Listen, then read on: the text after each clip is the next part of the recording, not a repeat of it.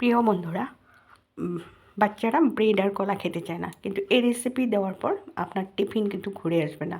Sure বলছি। দেখুন, একটি টিফিনে আপনার কতটুকু প্রয়োজন আপনি নিজেই জানেন। আমি 3 পিস করে আপনাদেরকে দেখালাম, যে আপনার কম দরকার কম নেবেন, আর বেশি হলে বেশি। আমি এই তিনটাকে 4 পিস করে 12 টুকরো করে নিলাম। তারপরে কি করলাম আসুন দেখুন।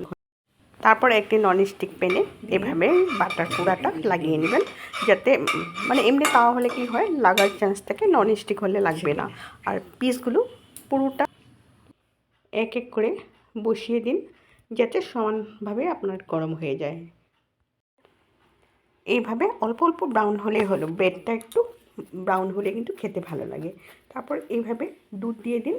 একেবারে দুধ কতগুলো ঢেলে দিবেন না, তাহলে একেবারে নরম হয়ে যেতে পারে। কম কম দিলে আপনার পিস পিস হয়ে থাকবে, খেতে কিন্তু দারুণ লাগে। এইভাবে পিস পিস করে রাখা কলাগুলো ব্রেডের উপরে দিয়ে দিবেন, আর একটু সময়ের জন্য হতে দিবেন। খুব সহজে একটা টিফিন বানিয়ে আপনাদেরকে দেখালাম।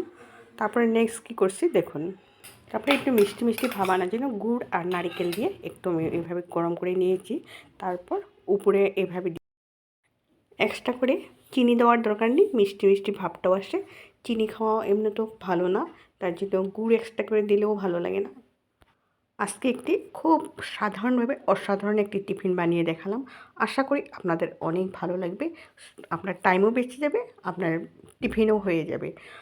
আমাকে একটু সাপোর্ট করবেন। আপনাদের ভালোবাসা ছাড়া আমি কিছু করতে পারবো না, আমি আগেও বলছি। আবার আসবো নতুন একটি ভিডিও নিয়ে। ভালো থাকুন, সুস্থ থাকুন।